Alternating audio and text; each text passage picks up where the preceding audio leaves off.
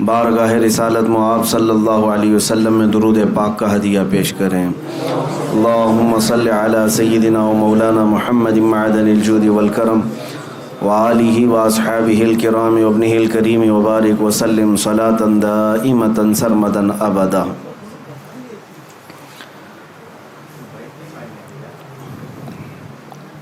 अज़ीज़ान गिरामी वक़ार, अल्लाह अज़्ज़ा व जल का बेपाया करम व एहसान अज़ीम है कि उसने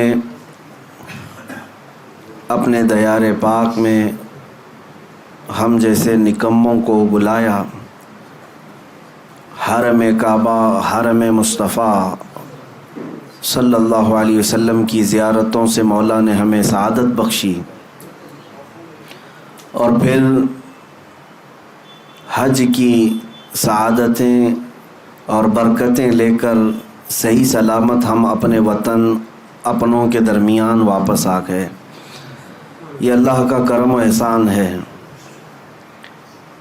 वरना मामूल तो ये है कि जब हम सफ़र हज पर जाते हैं या उम्रा की सआदत हासिल करने, नीयत तो मेरी यही होती है कि वापस फिर कभी ना आएं।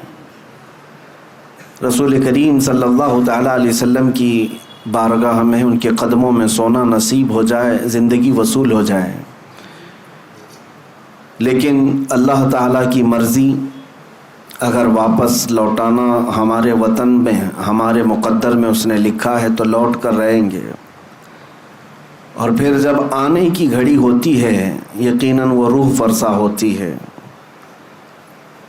मदीने तैयबा से वापसी की घड़ी वाकई एक सच्चे मोहब्बत करने वाले आशिक के लिए बहुत ही सख्त इम्तिहान की घड़ी होती है। कदम लड़खड़ा जाते हैं कि जो हंसी मंज़र, जो खूबसूरत वादियों में मैं मेरे मुस्तफ़ा करीम सल्लल्लाहु अलैहि वसल्लम की बरकतें ले रहा था, अचानक वापसी का वक्त आ जाता है। काफ़िले के चलने का शोर हो जाता है, थोड़ी देर के लिए कश्मकश में रहता है बंदा। लेकिन मेरे अजीज़ों, हम वापस वहाँ से आते हैं तो यही अज़्म लेकर के आते हैं कि अल्लाह, मदीने से अगर वापस जाना हमारे मुक़द्दर में तूने लिख दिया है तो फ़कत अब इस काम के लिए हमें वापस लौटा कि वतन जाएं तो भी ज़िंदगी भर मेरे मुस्तफ़ा की बात किया करें और दीन मतीन की खिदमत किया करें, अल्लाह और उसके रसूल की रज़ा के लिए जिया करें। अज़ीज़ान गिरामी, मैंने कुरान अज़ीम की एक आयत आपके सामने तिलावत की। अल्लाह फरमाता है, वमन युअज़्ज़िम शआइरल्लाहि फ़इन्नहा मिन तक़वल क़ुलूब।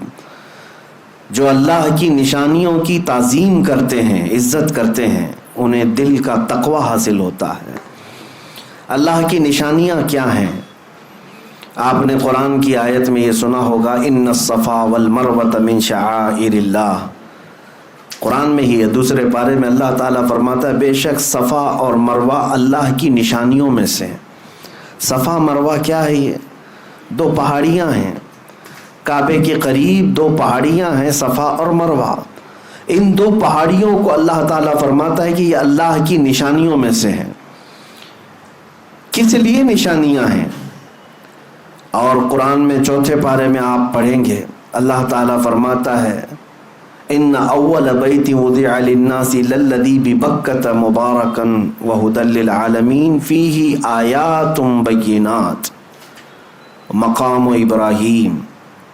अल्लाह फरमाता है, सबसे पहले इस रुए ज़मीन पर जो घर बना है वो खाने काबा है, जो मक्का में बना है। किस लिए?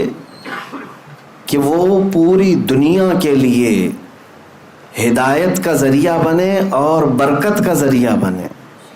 और अल्लाह फरमाता है उसमें खुली हुई निशानियां हैं। खाने काबा को अल्लाह फरमाता है उसमें खुली हुई निशानियां हैं। सफ़ा और मरवा को कहता है रब ताला कि ये अल्लाह की निशानियां हैं। क्यों मेरे अजीज़ों, यहाँ पर कुछ बातें मुझे अर्ज़ करनी है। सफ़र हज से लौटने के बाद अगर कोई हाजी ये अक़ीदा लेकर के आता है तो मैं समझता हूँ उसका हज अल्लाह ताला कबूल कर लेगा। क्या चीज़? बहुत सारे जाते हैं और भीड़ भाड़ को देखते हैं, لاکھوں لوگ اس طرف پڑھ رہے ہیں، لاکھوں لوگ یہ کر رہے ہیں، لاکھوں لوگ وہ کر رہے ہیں. ایک بات یاد رکھیں، اسلام بھیڑ سے نہیں چلتا. اسلام آتھینٹک چیزوں پر چلتا ہے، اس کی جڑیں مضبوط ہیں، یہ حقانیت کی بنیاد پر چلتا ہے. میں جو بات عرض کر رہا ہوں وہ یہ ہے کہ صفا اور مروہ دو چھوٹی پہاڑیاں ہیں. اب تو ان کی اونچائیاں سب ختم کر دی گئیں، تھوڑی تھوڑی سی نشانیاں باقی رکھا ہے ایک سعودی گورنمنٹ نے، باقی سب تو مٹا دیا. صفا اور مروہ پر کیا ہوا کیا تھا آپ کو یہ بھی پتا ہے. سیدہ ہاجرہ حضرت ابراہیم علیہ السلام کی اہلیہ، حضرت اسماعیل علیہ السلام کی ماں، 6 ماہ کے حضرت اسماعیل علیہ السلام، قریب چھوٹے سے بچے، ان کی پیاس کی شدت کو بجھانے کے لیے وہ دوڑ لگا رہی تھیں. کبھی صفا پر چڑھ کر دیکھتی کہ کہیں پانی نظر آتا ہے، وہاں سے بھاگتی ہوئی مروہ کی طرف جاتی. یہ دونوں پہاڑیوں میں تقریباً ½ کلومیٹر کا فاصلہ ہے، یا ہو سکتا ہے اس سے تھوڑا آس پاس ہوگا. 500 سے 700 میٹر کے درمیان ایک پہاڑی سے دوسری پہاڑی. صفا پر چڑھتی، پھر مروہ پر جاتی، پھر مروہ سے صفا کی طرف. لیکن اسماعیل علیہ السلام کو خانہ کعبہ کے قریب وہ سلا کر رکھی ہوئی تھیں زمین پر. روایات میں ہے کہ انہوں نے 7 چکر لگائے. پھر اللہ تعالیٰ نے اسماعیل علیہ السلام کی ایڑیوں کے نیچے سے زمزم کا پانی پیدا فرمایا، جس کو آج پوری دنیا پیتی ہے، سیراب ہوتی ہے، برکتیں بھی حاصل کرتی ہے. اب مجھے جو بات عرض کرنی ہے وہ یہ ہے کہ سیدہ ہاجرہ نے دوڑ لگائی اسماعیل علیہ السلام کی پیاس بجھانے کے لیے. صفا سے مروہ، مروہ سے صفا، صفا سے مروہ، مروہ سے صفا، یہ ٹوٹل 7 چکر ہوئے. اس کے بعد یہ بات اس واقعے کو ہو کر کے ہزاروں سال ہو گئے، لیکن آج بھی حاجی وہاں پر دوڑ لگا رہے ہیں. ہر عمرہ پر جانے والا وہاں پر دوڑتا ہے. میرے عزیزو، یہ کیا بات ہے؟ اللہ تعالیٰ نے اپنی اس محبوب بندی کی ادا کو قیامت تک آنے والے حاجیوں کے لیے واجب کر دیا. یہ اللہ کی نشانی ہے. دونوں پہاڑیاں، اب تم دوڑو گے، جو بھی حج کے لیے آئے گا، عمرہ کے لیے آئے گا، دوڑے گا. اب مجھے آپ یہ بات بتائیں، کیا آپ بھی کسی کی پیاس بجھانے کے لیے دوڑتے ہیں؟ کیا آپ بھی وہاں پر کسی کو پانی پلانے کے لیے دوڑتے ہیں؟ نہیں. آپ سب کو پتا ہے ہم آج وہاں پر دوڑ کسی کی پیاس بجھانے کے لیے نہیں، بلکہ اللہ کی ایک محبوب بندی کی ادا پر عمل کرنے کے لیے دوڑتے ہیں. اب بات ایک نکتے کی میں عرض کرتا ہوں. اللہ کی نشانیوں میں سے ایک نشانی ہے، کیا ہے؟ صفا اور مروہ. توجہ چاہتا ہوں، بہت ہی ایک اہم نکتے کی طرف آپ کی طرف توجہ لے جا رہا ہوں.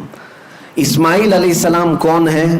اللہ کے نبی ہیں، بلکہ ابھی شیر خوار ہیں، دودھ پیتے ہوئے ہیں. اب یہاں سے مفسرین فرماتے ہیں سیدہ ہاجرہ وہ نبی نہیں ہے، نبی کی بیوی ہیں اور نبی کی ماں ہیں. لیکن جو دوڑ لگا رہی تھی، کس کے لیے دوڑ لگا رہی تھی؟ اسماعیل علیہ السلام کے لیے. مفسرین فرماتے ہیں ایک نبی کی پیاس کے لیے اگر کوئی دوڑے تو اللہ اس کو نشانی بنا دیتا ہے. ایک نبی کی پیاس کے لیے اگر کوئی دوڑے، اللہ اس کو نشانی بنا دیتا ہے. اے میرے عزیزو، اگر میرے مصطفیٰ کی عزت کے لیے کوئی دوڑے تو یاد رکھنا قیامت تک اس بندے کو بھی اللہ نشانی بنا دیتا ہے. بے نشانوں کا نشان مٹتا نہیں، مٹتے مٹتے نام ہو ہی جائے گا. آج بر صغیر بلکہ عالم اسلام میں اگر ایک عبقری شخصیت امام اہل سنت فاضل بریلوی امام احمد رضا خان رحمت اللہ تعالی علیہ کو پوری دنیا جانتی ہے اور پہچانتی ہے تو اسی بنیاد پر کہ ایک نبی کی عزت اور اس کے پہرے داری کے لیے زندگی وقف کر دیا تھا، اور اللہ نے ان کی زندگی کو آج سارے لوگوں کے لیے نشانی بنا دیا. میں اللہ کی نشانیوں میں سے جو نشانیاں ہیں اس کو یہ سمجھ کر کے آیا کہ اب ہمیں اللہ تعالیٰ کی نشانی اگر بننا ہے تو میرے عزیزو نبی کی عزت اور ان کی محبت کے لیے دوڑ لگانا ہوگا.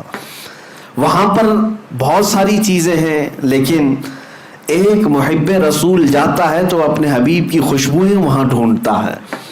بعض بدبخت جاتے ہیں، وہ کہتے ہیں کہ یہاں پر آپ مصطفیٰ کریم صلی اللہ تعالیٰ علیہ وسلم کا نام لینے کی بھی ضرورت نہیں. نعوذ باللہ من ذالک.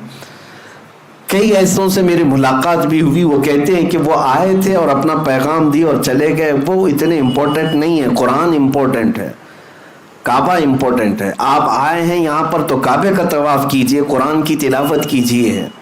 نبی نبی کیا کہتے ہیں، یہ ان کی مت ماری گئی ہے. میں نے ان سے کہا کہ نبی اہم نہیں ہے.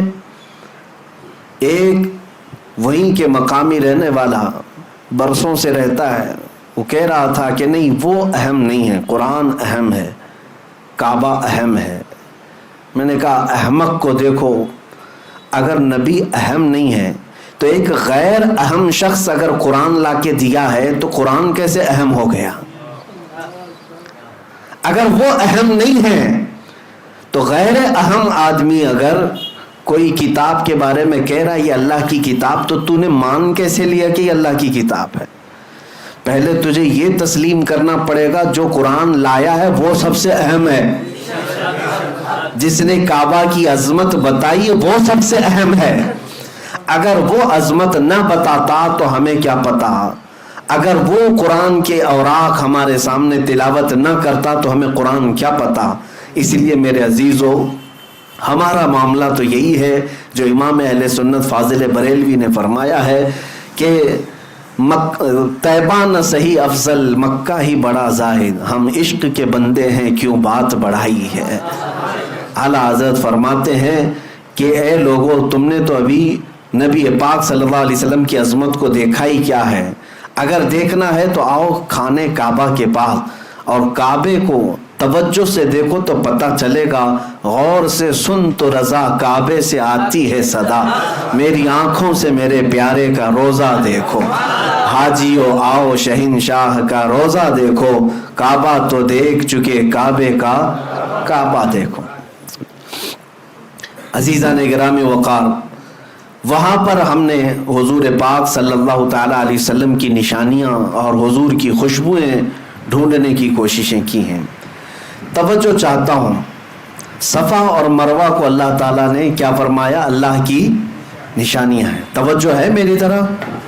میں کچھ چیزیں سمجھا کر کے جاؤں گا. اللہ جلد آپ کو حج نصیب فرمائے اور خانہ کعبہ اور مدینہ طیبہ کی حاضری ہو تو میری یہ باتیں آپ کے کانوں میں گونجتی رہیں کہ دیکھنا ہے تو ہمیں کیا دیکھنا چاہیے. صفا مروہ ضرور دیکھیں، لیکن یاد ضرور کریں کہ نبی کے لیے دوڑ لگانے کی وجہ سے 3000 سال بھی گزر جائیں تو وہ پرانا نہیں ہوتا. نہ حضرت حاجرہ کی یاد پرانی ہوتی ہے. اب میں آگے اور ایک بات عرض کرتا ہوں.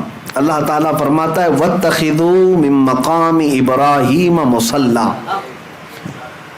کعبے کے سامنے آج بھی گولڈن کلر کا ایک چھوٹا سا مینار دیکھتے ہوں گے جس کو مقام ابراہیم کہتے ہیں. مقام ابراہیم کیا ہے؟ اس میں ایک پتھر رکھا ہوا ہے جس پہ حضرت ابراہیم علیہ السلام کے دونوں پیروں کے صاف نشان ہیں، صاف نشانیاں ہیں. وہ پتھر آج بھی محفوظ ہے اور قرآن میں اللہ فرماتا ہے مقام ابراہیم کو اپنی نماز کی جگہ بنا لو.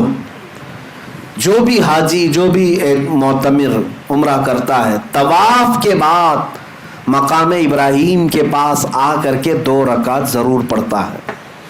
وہاں پر 2 رکعت پڑھنے کا حکم ہے. کعبہ سامنے ہے لیکن اللہ فرما رہا ہے مقام ابراہیم کے پاس، مقام ابراہیم کے پاس پڑھو 2 رکعت. قرآن کی آیت میں بتا رہا ہوں وَاتَّخِذُوا مِن مَّقَامِ إِبْرَاهِيمَ مُصَلًّى، اپنی نماز کی جگہ بناؤ مقام ابراہیم کو. اب ہم نے محسوس کیا، تحقیق کیا تو سارے لوگوں کی زبان پر ایک ہی بات جاری، اور وہاں پر بھی جا کر کے آپ پوچھیں گے کچھ لوگ اس کے ارد گرد کھڑے بھی رہتے ہیں محافظ کی حیثیت سے، کچھ پولیس والے اور کچھ لال دوپٹے والے. وہ لوگ جب بھی آپ سوال کریں گے تو یہی کہیں گے کہ یہ پتھر ہے جس پر کھڑے ہو کر کے ابراہیم علیہ السلام نے کعبے کی تعمیر کی. اور ظاہر سی بات حقیقت ہے، تاریخ بھی ہے. وہ پتھر کی ایک تاریخ یہ ہے کہ ابراہیم علیہ السلام اس پتھر پر کھڑے ہو کر کعبے کی دیواریں بلند کرتے تھے. دیوار جتنی بلند ہوتی تھی پتھر بھی اونچا ہو جاتا تھا.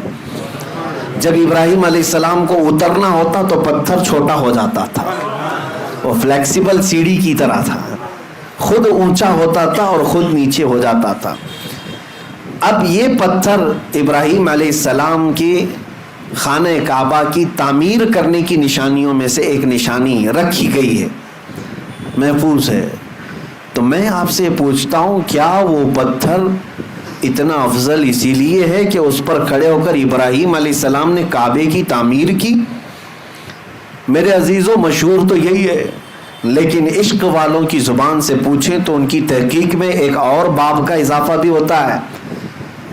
فرماتے ہیں مفسرین کہ اس پتھر کی ایک یادگار اور بھی ہے.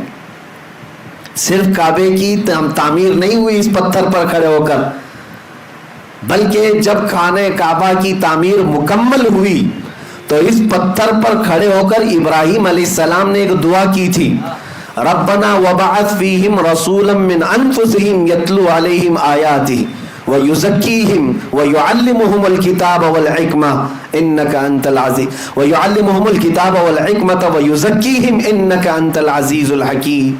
ابراہیم علیہ السلام نے اس پتھر پر کھڑے ہو کر یہ دعا کی تھی, اے ہمارے رب, یہاں پر بسنے والوں میں سے ایک رسول پیدا فرما, ایک رسول پیدا فرما جو لوگوں کے دلوں کو صاف کرتا ہو اور کتاب و حکمت کی انہیں تعلیم دیتا ہو.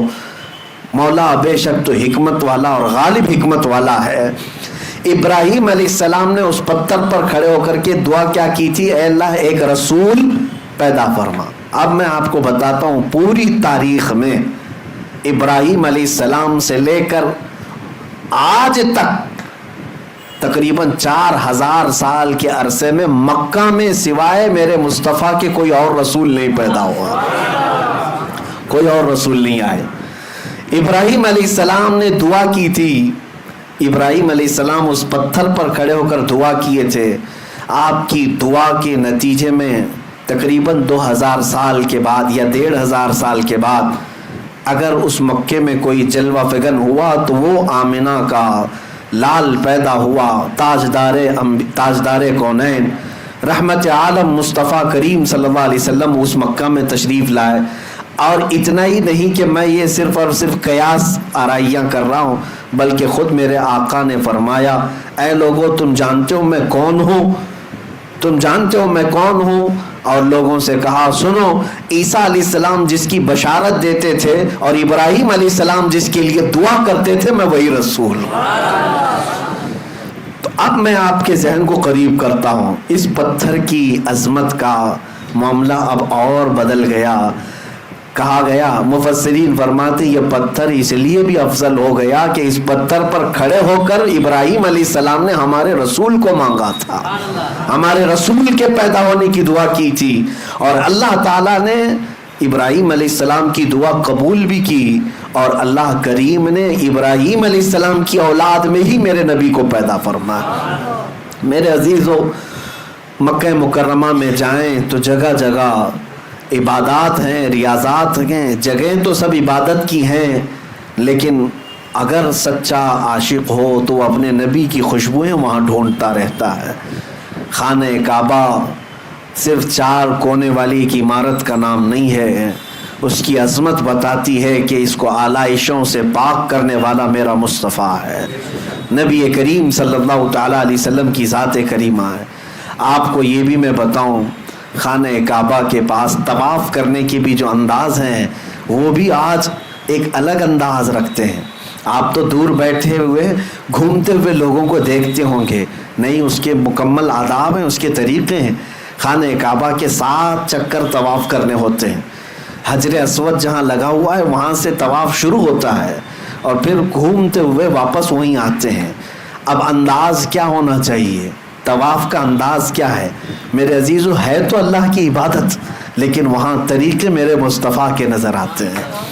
فرمایا گیا حاجی کو احرام پہننے, احرام پہننے کے بعد جب طواف شروع کرے گا 7 چکر میں سے پہلے 3 چکر وہ رمل کرے گا. رمل کا مطلب کیا ہے؟ سینہ تان کر اکڑ کر چلے گا. پوری زندگی بھر اکڑ کر کے چلنا حرام ہے. قرآن پاک میں اللہ نے فرمایا وَلَا تَمْشِ فِي الْأَرْضِ مَرْحًا، زمین پر اکڑ کر مت چلو، اس لیے کہ نہ تم زمین کو پھاڑ سکتے ہو نہ پہاڑوں تک پہنچ سکتے ہو، اور جو اکڑ کر کے چلتا ہے، غرور اور گھمنڈ اور تکبر کرتا ہے، اس کے لیے اذیت ناک سزائیں، قیامت کے دن ان کی حیثیت چونٹیوں کی طرح بنائی جائے گی جو اکڑتے تھے زمین پر، اور انہیں لوگوں کے پیروں سے روندایا جائے گا۔ لیکن ایک مقام ایسا ہے جہاں حکم دیا جا رہا ہے اکڑ کے چلو، سینہ تان کر کے چلو۔ ہم جاتے ہیں، موقع تو نہیں ملتا، بھیڑ بھاڑ ہوتی ہے، لیکن موقع ملتا ہے تو سینہ تان کر۔ اور وہ انداز کیسا ہے؟ وہ انداز پہلوانوں کا انداز ہوتا ہے، پہلوانوں کا انداز۔ باقی دوسری جگہوں پر پہلوانی دکھانے کے لیے بھی تمہیں اکڑنے کی اجازت نہیں، لیکن وہاں پر حکم ہے کہ سینہ تان کر کے چلو، رمل کرو۔ یہ اس کا پس منظر کیا ہے، اس کا بیک گراؤنڈ کیا ہے؟ میرے عزیزو، خانہ کعبہ کے پاس طواف تو پہلے نارمل ہی ہوتا تھا، لیکن آپ کو میں بتاؤں رسول پاک صلی اللہ تعالیٰ علیہ وسلم کے ساتھ جو اذیتیں مکہ والوں نے کی ہیں، جو تکلیفیں مشقتیں مکہ والوں نے حضور کی ذات پر ڈالی ہیں، شاید ہی تاریخ میں آپ کو ایسا نہ ملے۔ حضور جس وطن میں پیدا ہوئے اس وطن کی زمین حضور کے لیے تنگ کر دی گئی تھی۔ حرم کعبہ میں حضور عبادت کرنے کے لیے آتے تو ان کے ساتھ بہت زیادتیاں کی جاتی، کئی مرتبہ ہاتھ اٹھائے گئے، حضور اکرم صلی اللہ علیہ وسلم کے صحابہ کو مارا گیا، حضرت ابوبکر صدیق رضی اللہ تعالیٰ عنہ کو وہاں بہت مارا گیا۔ کیا کیا تکلیفیں اٹھائی۔ 3 سال مکہ میں حضور نے ایسے گزارے جس میں پورے مکہ والوں نے سوشل بائیکاٹ کیا تھا۔ کیسا سوشل بائیکاٹ کہ حضور اکرم صلی اللہ علیہ وسلم کے اور ان کے خاندان کے ساتھ نہ کوئی کلام کرتا، نہ کوئی خرید و فروخت، نہ کوئی دعوت، کچھ نہیں۔ کھانے کی ایک چیز بھی حضور کے گھر تک آنے نہیں دیا جاتا تھا۔ ان 3 سالوں میں رسول پاک صلی اللہ علیہ وسلم نے درختوں کے پتے کھائے اور چمڑے ابال کر کے کھائے۔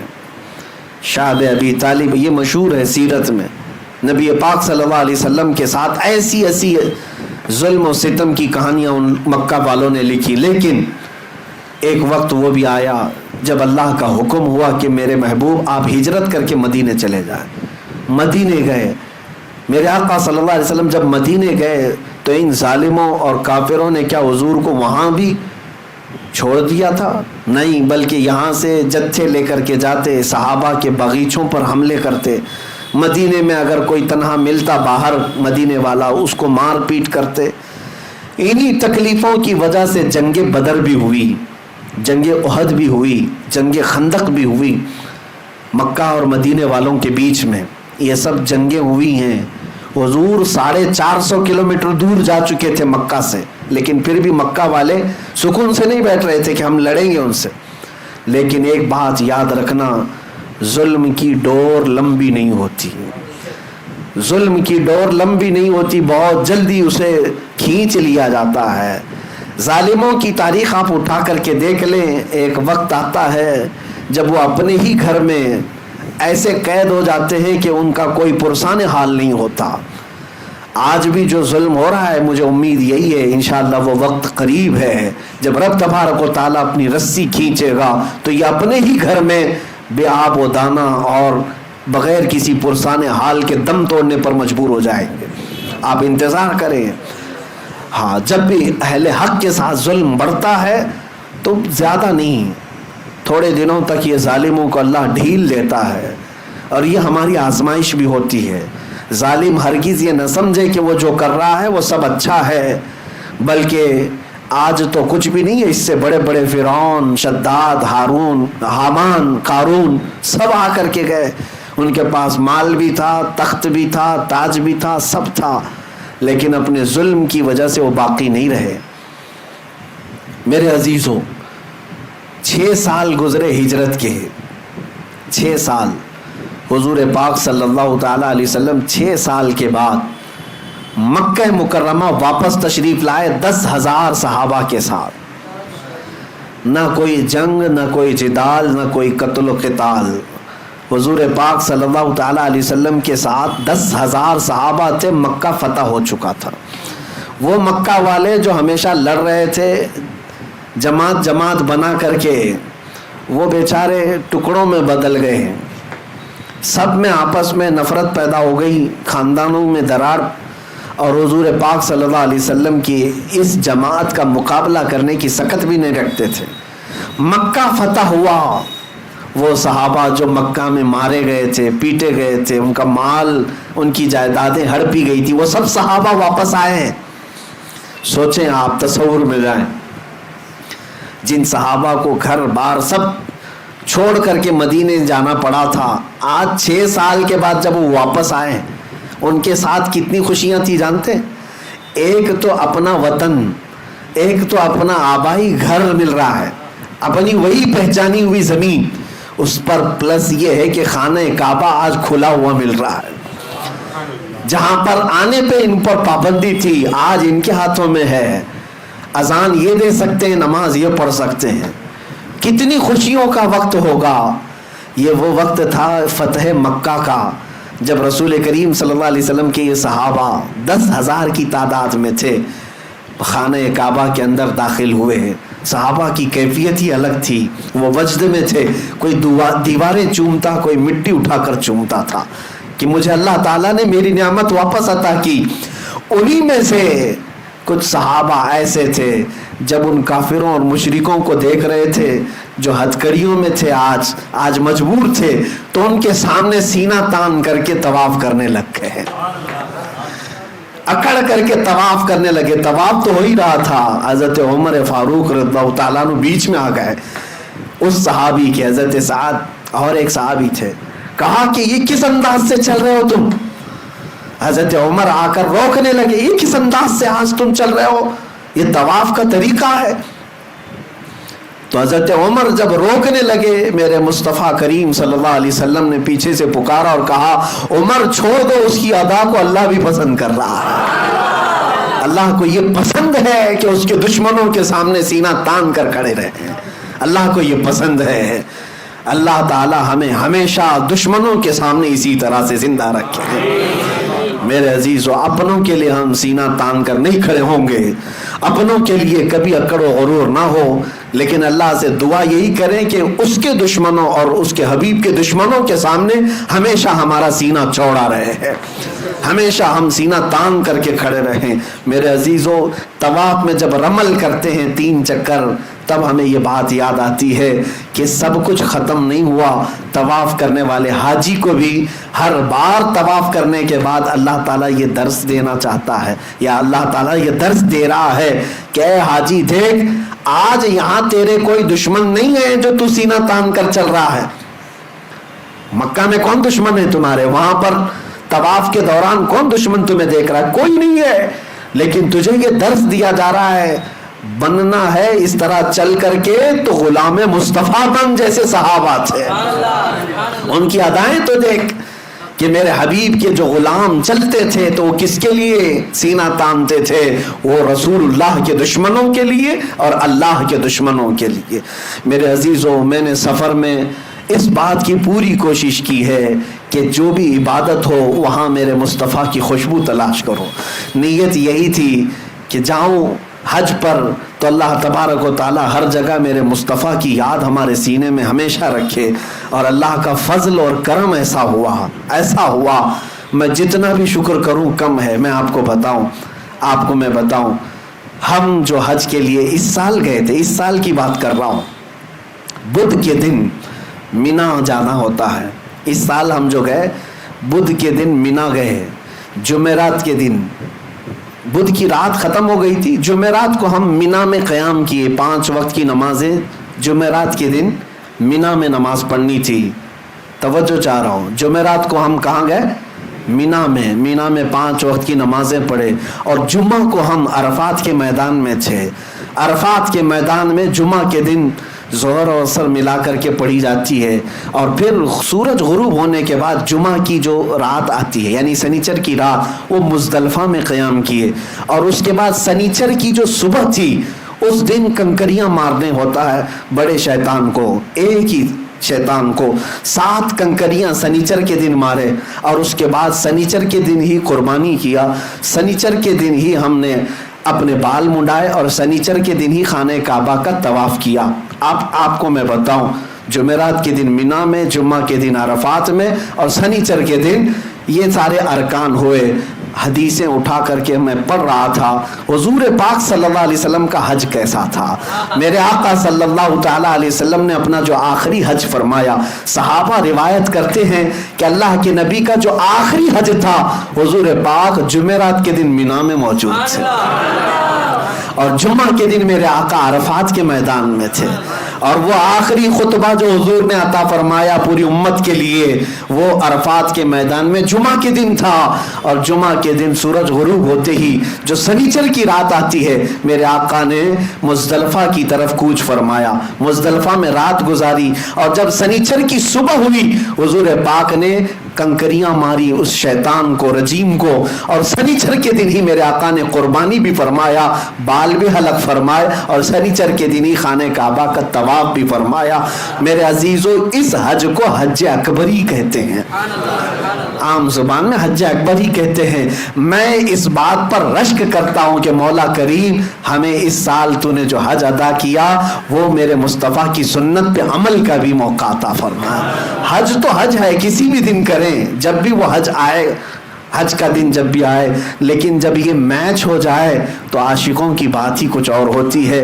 وہ دن جب آتے ہیں تو یاد آتی ہے کہ آج بھی جمعہ ہے، آج عرفات کا دن ہے، اور آج ہی کا وہ دن تھا جب میرے مصطفیٰ عرفات کے میدان سے خطبہ دے رہے تھے. میرے عزیزو، حج اللہ کی عبادت ضرور ہے، لیکن میرے مصطفیٰ کی یادوں میں بسی ہوئی ہے، حضور کی یادوں میں اور خوشبوؤں میں بسا ہوا وہاں پر ماحول ہے. بہرحال یہ ارکان ادا کرنے کے بعد یقیناً سعادتیں اگر اور قبولیت کی سندیں اگر کہیں ملتی ہیں تو گنبد خضرا کی چھاؤں میں ملتی ہیں.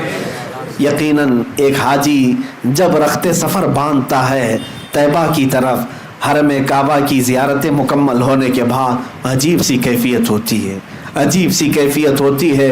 جب وہ نکلتا ہے تو وجد میں ہوتا ہے، خوشیاں منا رہا ہوتا ہے، اور جس کے دل میں میرے آقا کی بارگاہ میں پہنچنے کی آس لگی رہتی ہے، وہ منٹ منٹ گنتا رہتا ہے، ہر گھنٹے پوچھتا رہتا ہے ابھی مدینہ کتنا باقی ہے، ابھی کتنا باقی ہے. بسوں میں بیٹھے ہوئے حاجی کلومیٹر کے بورڈ کو دیکھتے رہتے ہیں، ابھی مدینہ 200 کلومیٹر باقی رہ گیا، 150 باقی رہ گیا، 100 باقی رہ گیا. کم از کم 6 گھنٹے یا 7 گھنٹے سفر کے بعد بسوں میں حاجی جب مدینے کی سرحدوں میں پہنچتے ہیں، اگر شام کا وقت ہوتا ہے تو بولنے کی ضرورت ہی نہیں ہوتی حاجیوں کو، بلکہ پورے مدینے کی طرف نظر کرتے ہیں تو صرف روشنی ہی روشنی ہوتی ہے، صرف لائٹ ہی لائٹ نظر آتی ہے. لیکن اس میں بھی میں نے محسوس کیا ہے کسی حاجی کو یہ بولنے کی ضرورت نہیں پیش آتی کہ حضور کی مسجد کدھر ہے، بلکہ ان ہزاروں لاکھوں لائٹوں میں بھی حاجی آسانی سے پہچان لیتا ہے میرے مصطفیٰ کی مسجد نبوی نظر آ رہی ہے. تقریباً وہ ابھی 10-12 کلومیٹر دور ہی ہوتا ہے، لیکن اسے مینار نظر آتے ہیں اور وہ پہچان لیتا ہے.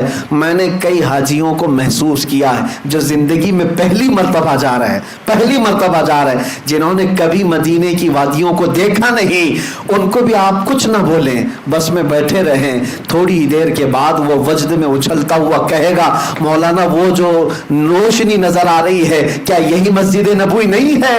ہم نے محسوس کیا کہ سچی غلامی ہو تو بڑی دور سے بھی نظر آتی ہے. میرے آقا کو پہچاننے کے لیے غلام. میرے عزیزو، آج میں یہ کہہ رہا ہوں کہ مسجد نبوی کی لائٹنگ دیکھ کر کے جب دور سے غلام پہچان لیتا ہے تو میدان محشر میں وہ حقیقی چہرے کو دیکھ رہا ہوگا. اس چاند سے زیادہ چمکنے والے چہرے کو دیکھے گا تو کیا امتی نہیں پہچانے گا؟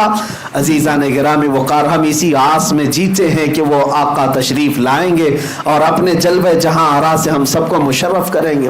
مدینہ طیبہ کی حاضری یقیناً یہ ادب کی حاضری ہے. بارگاہ مصطفیٰ میں جب ہم حاضر ہوتے ہیں 2 کیفیتیں ہوتی ہیں، ایک خوشی کی بھی اور ایک رکت کی بھی. خوشی کی کیفیت اس لیے کہ اب جہاں مجھے اپنی زندگی میں سب سے اخیر پہنچنا ہے وہاں میں پہنچ چکا ہوں. اس سے بڑی کوئی اور بارگاہ ہے؟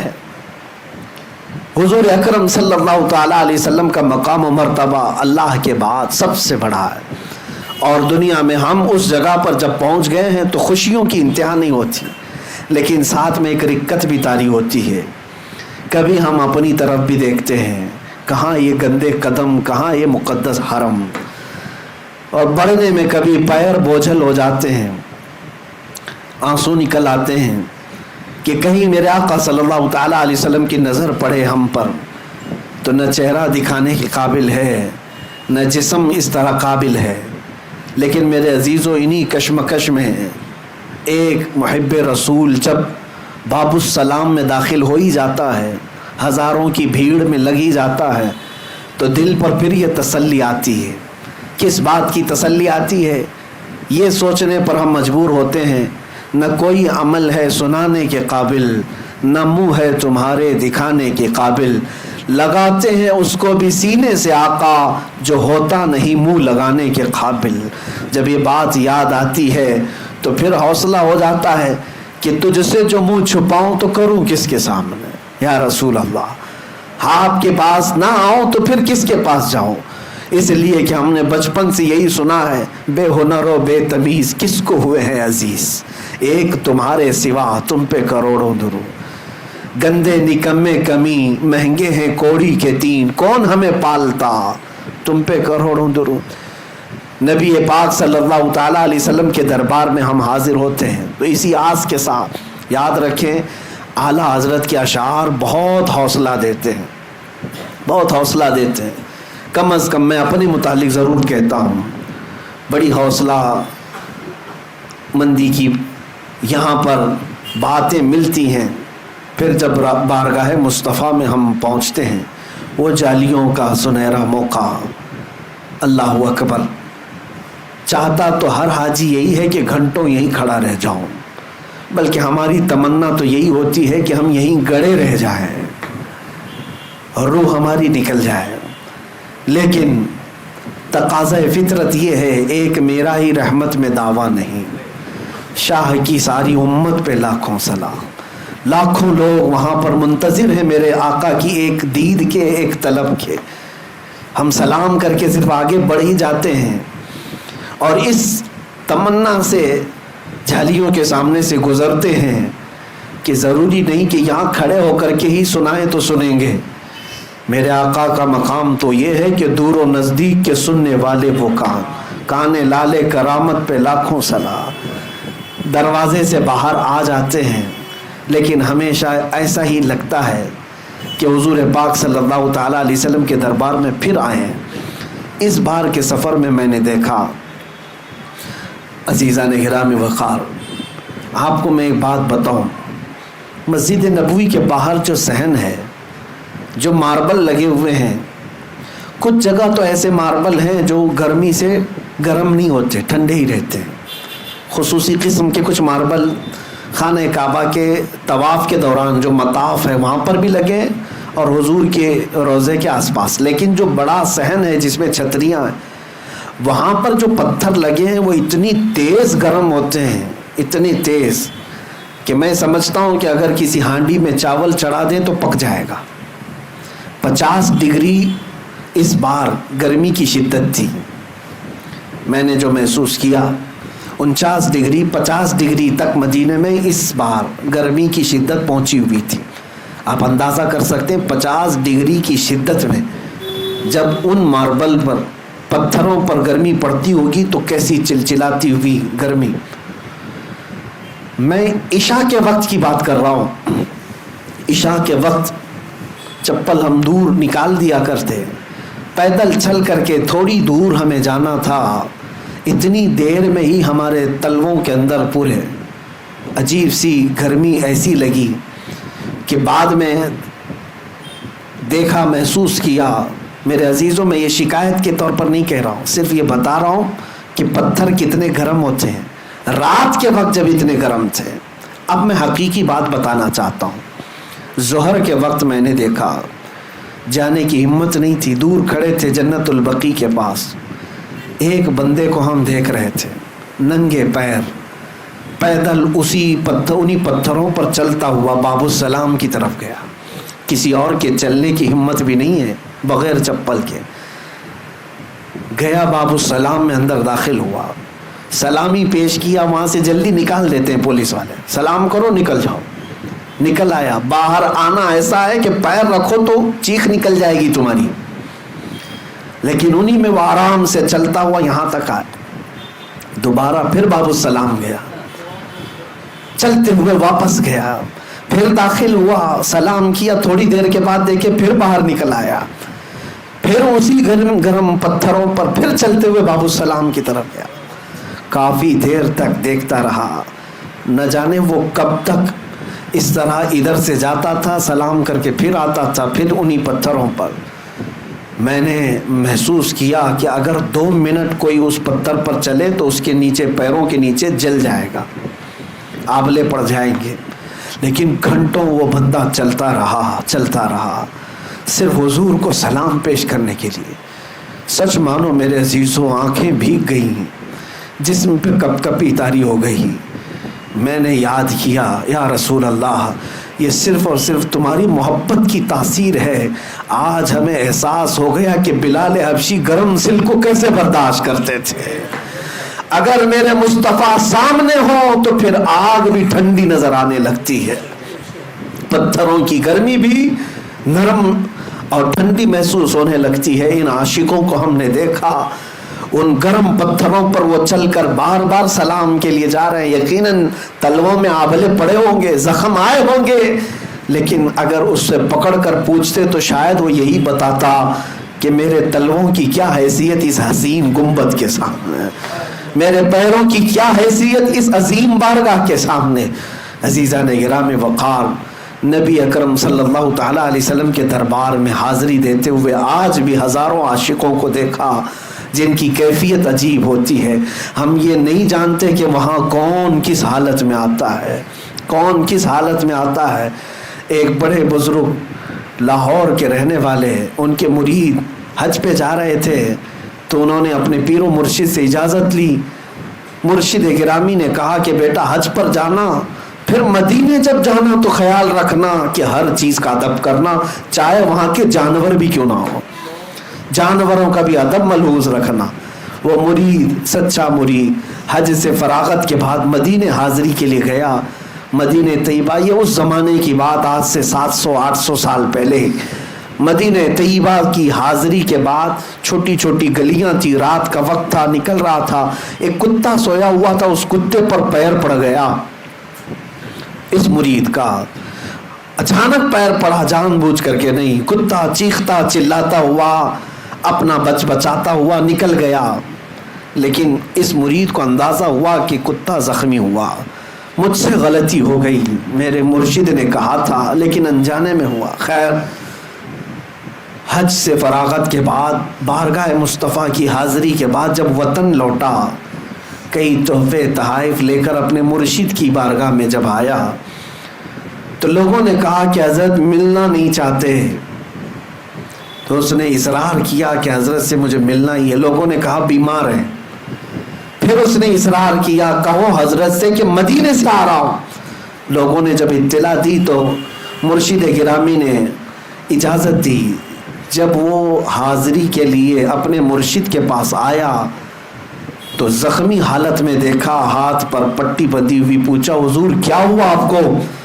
مرشد گرامی کی آنکھوں میں آنسو آئے. کہا مدینے میں تو نے جس کتے پر پیر رکھا تھا میں ہی تو تھا. تجھے یہ اندازہ نہیں کہ وقت کے بڑے بڑے لوگ وہاں پر اپنے آپ کو ان حیثیتوں میں پیش کرتے ہیں.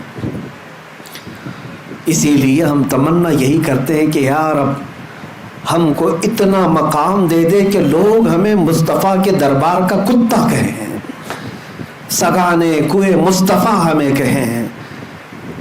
اعلیٰ حضرت فاضل بریلوی رضی اللہ تعالیٰ عنہ یہ دعا بھی کیا کرتے تھے اور فخر سے بھی کہتے تھے, میں رسول پاک صلی اللہ علیہ وسلم کے دروازے کے باہر بیٹھنے والے دربانوں کا کتا ہوں. عزیزان گرامی, اس مقام بلند و بالا کی جتنی بھی میں تعریف کروں یا جتنا بیان کروں وہ بیان سے باہر ہے.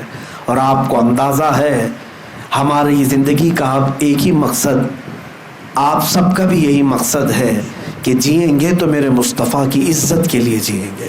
اگر ان کی عزت سلامت ہے تو سب کچھ سلامت ہے، اگر ان کی محبت ہمارے ساتھ باقی ہے تو سب کچھ باقی ہے، اور اگر یہ نکل گئی تو ہمارے پاس کچھ بھی نہیں ہے. اسی لیے بلے شاہ میاں رحمۃ اللہ علیہ فرمایا کرتے تھے، جس دل میں حضور کی محبت نہیں ہوتی اس دل میں کتے رہتے ہیں، دنیا کے کتے ہیں، خنزیر ہوا کرتے ہیں. اس دل کو کبھی بھی اس محبت سے خالی مت کرنا. آج کے بعد تمنا یہی رکھو، حاجی جائے یا حاجی آئے تمہاری آنکھیں بھیگ جانا چاہیے. اس لیے میں نہیں کہہ رہا کہ میری عزت کریں، اس لیے کہ اس عظیم مقام کو دیکھ کر کے آ رہا ہے جس پر جبرائیل امین کی پہرہ داری ہوا کرتی ہے. اس عظیم دربار سے یہ لوٹ کر کے آ رہا ہے جہاں پر صبح 70,000 فرشتے سلامی کے لیے آتے ہیں تو شام کو 70,000 فرشتے سلامی کے لیے آتے ہیں.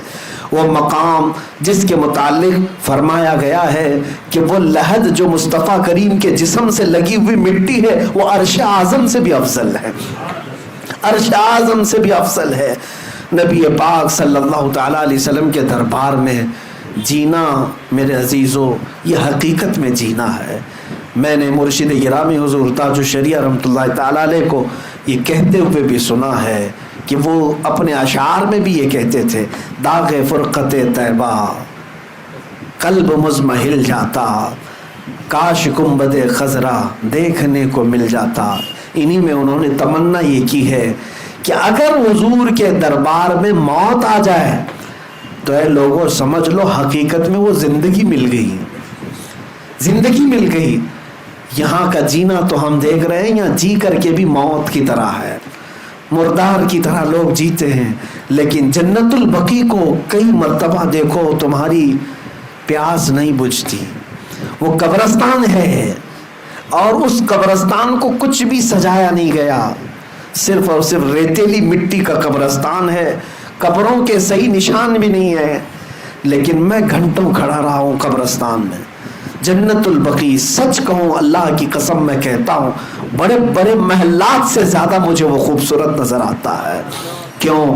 اس لیے کہ وہاں لیٹا ہوا ہر کوئی قبر میں اگر کچھ دیکھ رہا ہوگا تو اس ہرے گنبد کو دیکھ رہا ہوگا. سامنے ہی گنبد خضرا ہے. جتنوں کو بھی وہاں لٹایا جاتا ہے میرے مصطفیٰ کے پڑوس میں لٹایا جاتا ہے.